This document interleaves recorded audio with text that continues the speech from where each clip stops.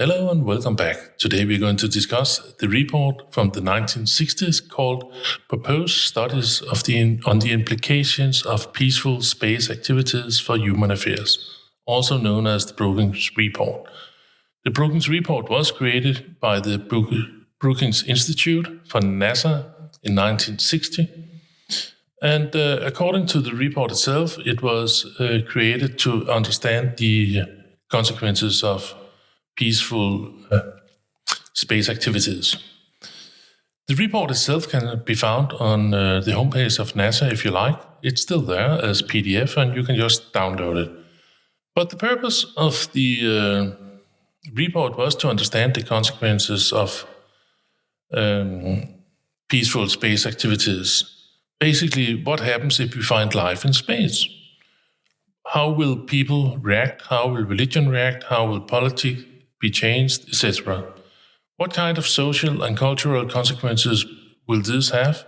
Also back on the peaceful space activities. It has an additional purpose, and that was also to help NASA with future decisions. The report should be used for long-term planning, for policies, and for strategical choices. But also it has another purpose, that was to inspire additional science, both in academia, in industrial, as well as in governments. So it was not just an analysis, but an agenda for future explorations.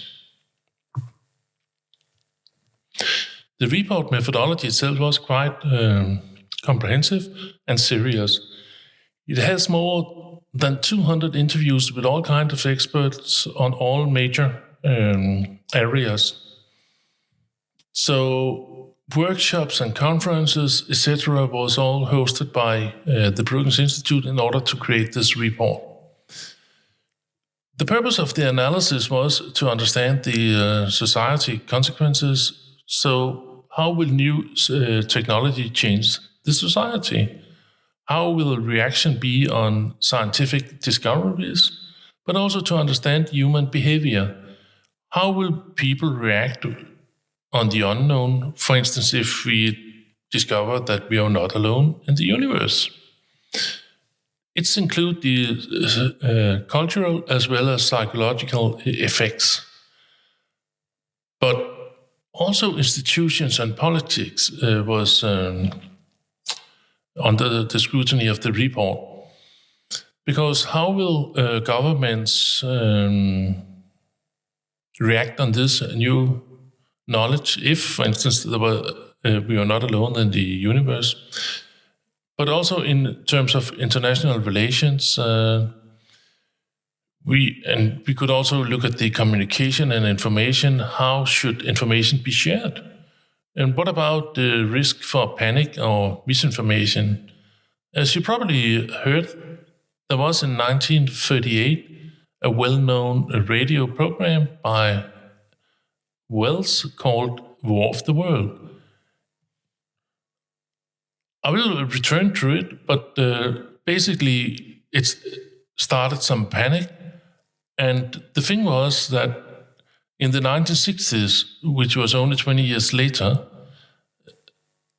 there was an understanding that we need to spend some time in investigating this, because if rumors actually could start panics around the US, perhaps we should investigate some resources in this.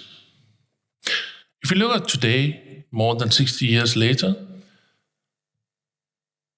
almost 70, yes, you could argue that big changes has happened since, but interesting enough, some of the founding problems are still the same. If we do a small comparison, in the 1960s, there was a space race between the Soviet Union and USA. There was also a possibility of life in space. And we need to discuss how human will react on, should we say, big scientific discoveries. But also how the state itself should handle this new knowledge. So we had a lot of uncertainty. We have a Cold War, and we got a lot of what-if scenarios. Today, things are, should we say, more practical, because at that time the question was, what if we find life? Today, we are working with Mars missions, satellites, economics in space, etc. So you could say that the focus is gone from theory to practical stuff. Also, today we have multiple operators. We do not only have the state, because at that time we have NASA and the Soviet Union. That was it. But today we have private actors like SpaceX, Blue Origin, Starlink. So you could say that the space exploration has become commercial and global. But we also have new, should we say, problems. In the 60s, the Brookings Report were concerned about, should we say, a cultural shock, religion, and sociological reactions. Today, the concern is more about surveillance from satellites, internet control, for instance, Starlink. We got garbage in space. We got ownership of space. For instance, is it allowed to own the moon? The problem has been more, should we say, concrete and political. And then we have something entirely new. We got AI. At the time, in the Brookings Report, we do not have artificial intelligence, but we have it now. And that means that AI is assisting a lot of, should we say, pictures of space in terms of analyzing. It is automating a lot of science tasks, and it helps in decision making. So you could say today, if we're writing a little up, today we do not have the same fear for panic. At that time, the Brookings Report was very concerned, will people panic if we find life? Today, we could say that humans, we are more hardened in terms of new knowledge. The internet and global information, should we say, makes us more robust in terms of new knowledge. So you could say that the focus has gone from psychological shock to governance and ethics. But what has not changed? Well, today we are still very much in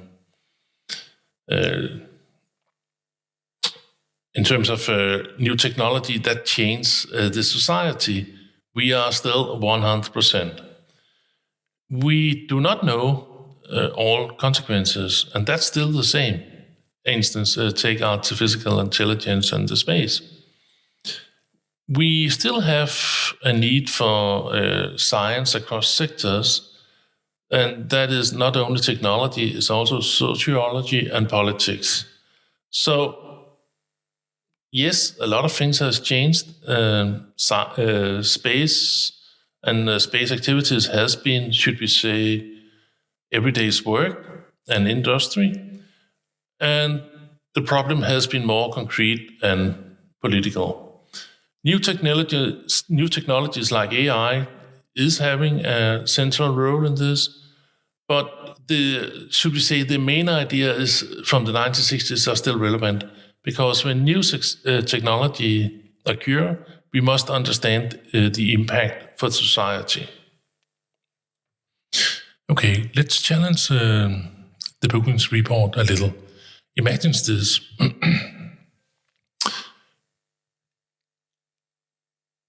Would panic break out like in the radio show in 1938 if we, for instance, discovered aliens? Or imagine that, for instance, what if our gods was just astronauts that was passing through? So let's work with that. We start with the aliens as gods. Is that idea still valid? Yes, it is, but in a different way.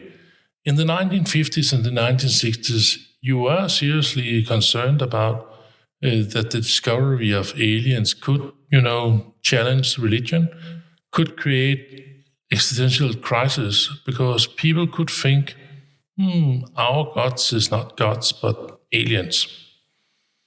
And that was why the report at that time was cultural and religious investigating, you could say, because you want to analyze the shock of the culture and religion if you found out that it was not gods, it was simply just, aliens, ancient aliens. Today, these thoughts are still there, but it's a lot more mainstream because today we have ancient aliens theories, we got a lot of conspiracy theories, but it's also a fact that a lot of religions has actually changed to the idea that there's life in space. And the main conclusion is basically that this does not change anything. So today you could say that there's less shock and more, one among multiple explanations. So you could say that what they was concerned about in the 1950s and 1960s is today already absorbed in culture and debate, simply by, look at all the movies where we have aliens. Look at all the different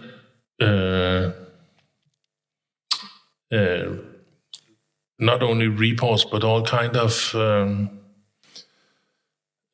not only movies, but TV shows and all these kind of things where we have absorbed this idea. So you could say we are a lot more hardened there. One of the things, if we return back to the War of the World in 1938, that was a radio theater, and it was sent in, should we say, in news style. So some people actually thought that the Earth was being invaded, and they were scared. But today we know that it was exaggerated a lot in the medias, and it was far less that actually went into panic than you initially thought. One of the key things here is actually that the radio was in competitions of, should we say, users with the written press. Traditional papers was actually exaggerating the effects quite a lot, probably because they want to sell more newspapers, and that's probably why it was exaggerated. If we look at the concerns of the Brookings Report from 1960, they was actually using these kind of examples to ask questions like, will people be able to absorb this shocking new knowledge? Or should we, basically control information? At that time, it was a real concern in the report. Today, I think that the most scientists will think, no, we will not be going to panic if somebody is discovering, listen, we are not alone in the universe. We have, 4 different races here, 10 different races, 2,000. It will not be the same shock as it would be at that time. But also today we have an information society where news is spreading fast. So, but also you have, a lot of sources. So that means that it's less likely that you will, just take one story and then blow it out of, should we say, what it is. And today we are also a lot more skeptical. Fake news is today something that is, a part of everyday life. I live in Europe. We have fake news all over. The Russians are flooding us with this kind of things. So today, We have a lot of conspiracy theories. We have social media that actually can, go crazy. We have uncertainty, and we also have fear in some groups. And we also have political and religious debate. It will not be panic like in 1938, but it will be chaotic. No doubts about that. So, 1 second. So in 1960s, we have a real fear for shock and panic. Today, it's more about misinformation and chaotic. Will people panic today? Probably not. But the reaction could be more complex. It will probably be digital, and there will be a lot of fragments.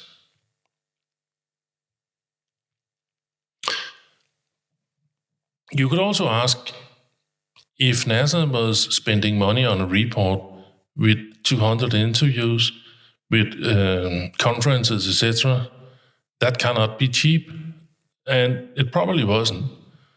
So I think that the fear was not without reason, but it might not be realistic in the form that you initially, thought. So, if we start, why NASA actually took this serious? It is correct that NASA used resources, for instance, on the Brookings Report, before the moon landing. It says something important because NASA took the uncertainty regarding new discoveries very serious. And one of the things was actually, in terms of technology, we think that today we have a lot of new technology, but, in the 50s and 60s, a lot of the population, they went to see the atomic bomb. We have space rockets, we have satellites, we have possibilities of life in space. We have that from the Wright brothers to jet to space flight, all in a single life.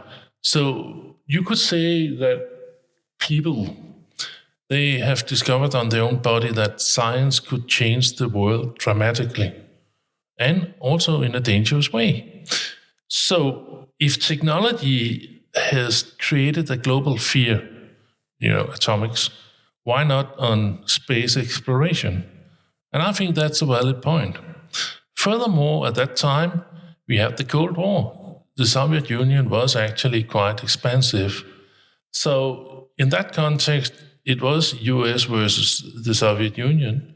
We had a lot of propaganda and psychological warfare, and also a fear for destabilization. So if you had, should we say, an alien's discovery, in theory, it could be a part of that game.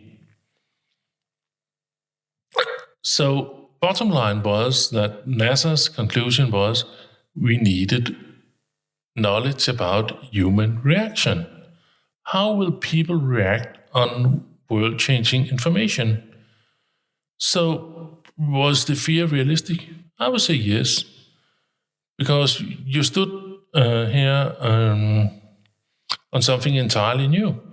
We had a history that shown that people could react irrational, like in the War of the World scenarios, and communication was slower and less controlled. So you could say this was responsible risk management. But it was also, there was no mass panic. So the War of the World scenario was exaggerated. People was a lot more stable than initial thought. There was no religious collapse. Today we see religions that, should we say, adopt new knowledge, and faith does not, evaporate. For instance, the Vatican has an observatory, I think it's in Montana, but if I'm wrong, it's one of the other northern states in US. Bottom line is that what is this spiritual explanation of having an observatory looking at the stars? for the Vatican. Anyway, it's there. But also that today a single shock will, perhaps create a global reaction, but it will not be, a global disaster. And I think the most important was here that if we look at the report, the Brookings Report, it is not primarily about fear for aliens. It is about how society reacted on large scientific breakthroughs. So you could say alien was just the most extreme example. If I go further down the rabbit hole, and we could, ask, what if aliens was massive technological ahead of us? And, for instance, eat humans in the same way as we are having, cattle and so on. Was that investigated? And the short answer is no, it was not. It was not about how alien was, but how people would react if we discovered aliens. So the purpose of the report was to investigate the social consequences, the political consequences, the psychological reactions, and of course cultural and religious changes. And it was only indirect, if it was, should we say, dangerous or aliens. The report does mention that contact with aliens, but they will probably say something like, these extreme examples does not make sense to do science in. For instance, they mentioned that extraterrestrials as something that is out of, practical science. So you could say, in other words, that they were actually rejecting to analyze concrete alien scenarios. So it was very indirect, this analysis in terms of dangerous aliens. If I should go a step further and say, how would science actually describe this? I think they would say something like that, we are working with science. This is no speculations. They would focus on what they believe as realistic problems. They will not go into science fiction. So stories regarding that, aliens that eat humans, that is not something you can do a policy about. So that we will not waste time on. They will probably say something like that. And they will also say something like that, the focus is on information, not on contact. What they were interested in, what if we discover signals? What if we find microorganisms and so on? It was not very in terms of what if we are getting invaded and things like that. And the last thing I would say here is that they would also probably say something like that, despite that NASA is actually on the Department of Defense, or should I say the Department of War, despite that, NASA is a civil institution and by definition peaceful. So the report was quite explicit regarding peaceful space activities. That is about science, that's about cooperation and technology. That is not war against aliens. And that is why they would not waste money and time of this hostile alien scenario. And they will also probably say something like, the most important in this is not the different scenarios, but that is the human reactions on the unknown. That is far more important than the unknown itself. And that's why they would analyze attitudes, values, institutions, and so on, but not aliens' biology or intentions.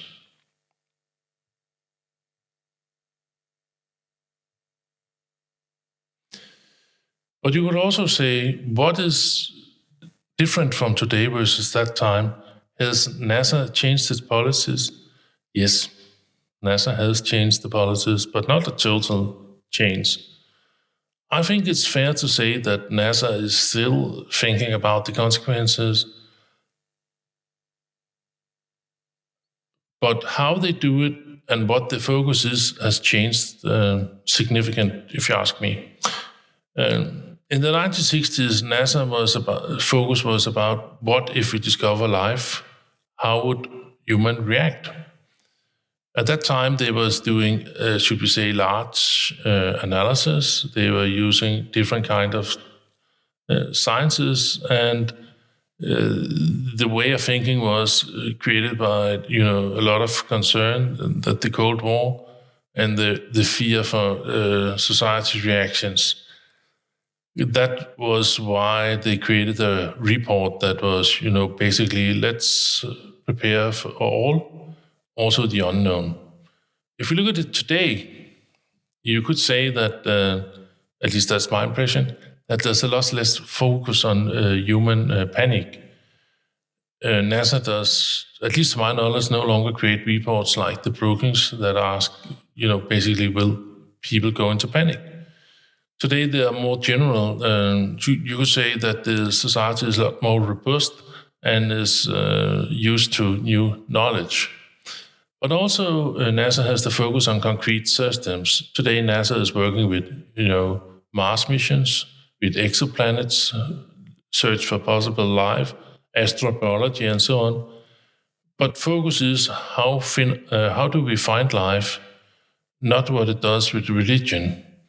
But also they have clear protocols, and that's, I think, is a new one. So instead of broad speculations, you now have, should we say, detection and announcement protocols.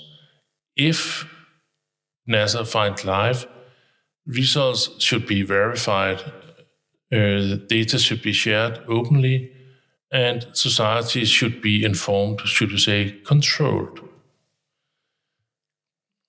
But back in the 60s, in reality, there was only US and the Soviet Union. Today, you have international cooperation with ESA in Europe, and you have different international society networks, and you basically got a lot less paranoia and a lot more cooperation.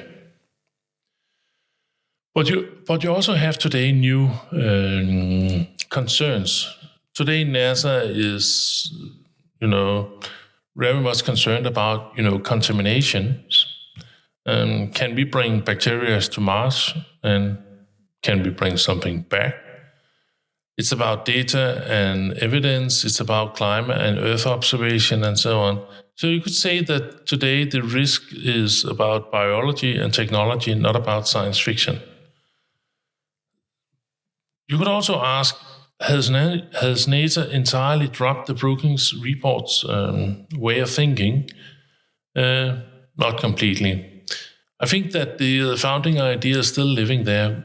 We are still thinking about, NASA is still thinking about consequences, about being prepared, about cooperation with other sciences. So if we sum this up, you could say that the official line of NASA is now focused on I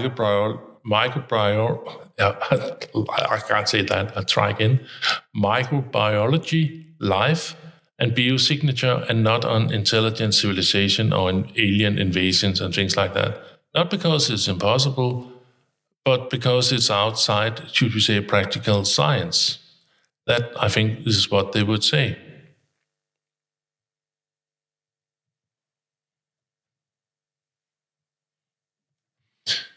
One of the, should we say, critical questions you could ask is that, imagine that aliens does exist. What does the report say about the negative effects about, publishing that this into the public? But I think it is fair to say that the report does not conclude that you should hide the evidence of aliens. It's more, should we say, nuanced. And I think that we need to discuss this a little more thoroughly. The report says we do not know how people will react, and that's why we need to investigate it further. The report says some groupings could react negatively, especially if their, should we say, worldview is challenged.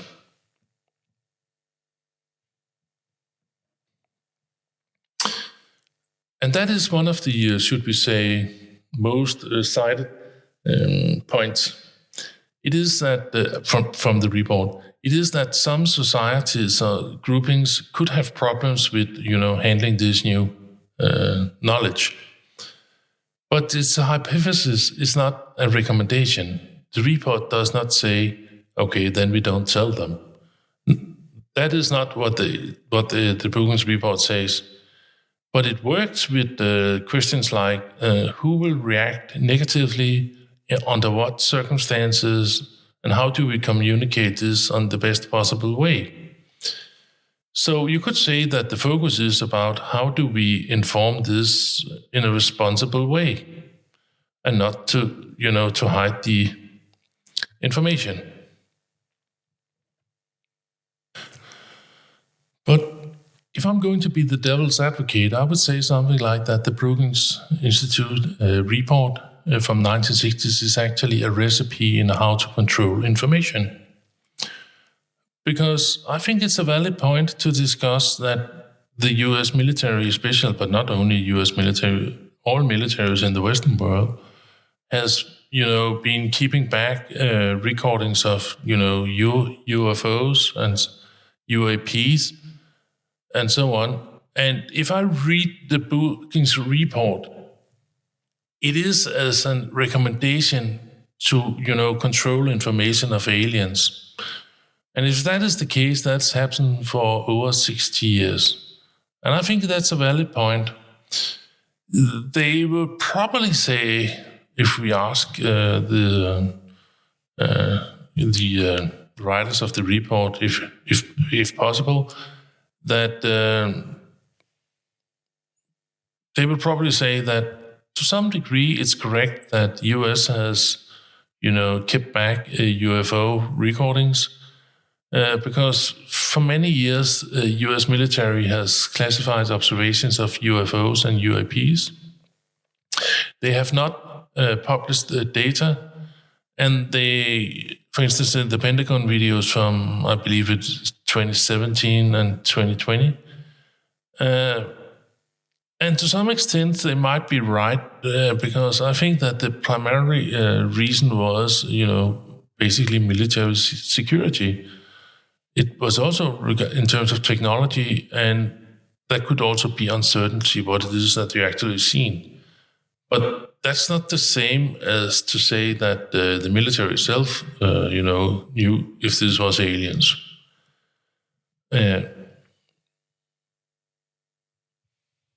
But does it mean that the Brookings reports was followed as as a manual for secrecy?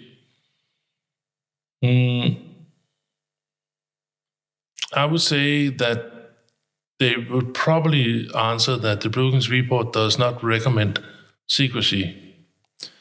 It would say something like, that investigate reactions, prepare communication, and you should probably be aware of consequences. So I think the writers would say this is an analysis. It's not, how to keep it secret policy. But even if we have no aliens in the picture, there could be valid reasons for, to hide military technology. Because in some of this video, you can actually see some, radar and sensor systems. They are secret. And if you show this, you actually, tell your enemy what your capacities are. Then there's also the uncertainty. A lot of observation is not explained. And you could argue that the military was, trying to avoid spread false information and, basically to create uncertainty.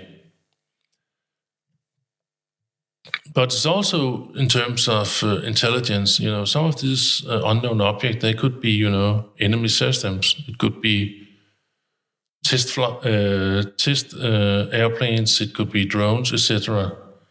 So I think that secrecy is not the same as proof of aliens.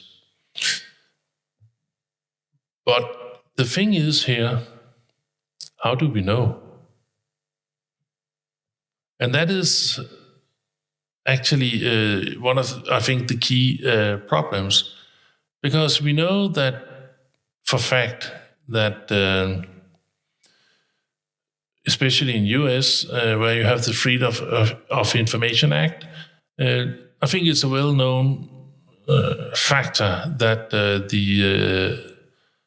especially the military, but also the government itself, they keep things secret. And the thing is that we do not know what's secret and what is not, and what is valid and what is not. Because how can we as society, raise the right Christians if we are not informed about what is happening? But and that is actually, I think, a key thing in science, because science will say that it's not a problem that the society, like in US, they are keeping things secret, because we are used to work with not having all the information. I would say one of the key problems in terms of, the state, that is that if the state keeps something secret, how can we trust anything? Because, if important knowledge is hidden, how can we verify what the picture is? We cannot, use open evidence, because what we know is based on data that can be tested. But if we have no data to test because they are kept secret, how can we, do open evidence? The same goes with repetition, or should I say replication. Because if other scientists should be able to do the same result, that is required that, we basically have, sensors, it's open, what's happened. In this, the specification of the sensor is known, so we can, basically test this again. If the sensors is redacted or perhaps hidden in secret files and so on, how can we, do this kind of things? And how can we be skeptic in terms of science if we don't know what to be skeptic about? And that is what I think here. If you ask a science guy, they will probably say, no, it does not destroy anything from science, but it creates some, should we say, limitations. So if the military has data that the scientist does not see, then science, will miss this information. But science can still work with what is accessible and what can be tested. And that is, I think, a false idea.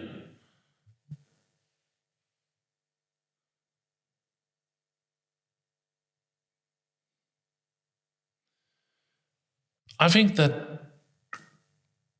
if we do not need to know everything, but secrecy is generating a problem.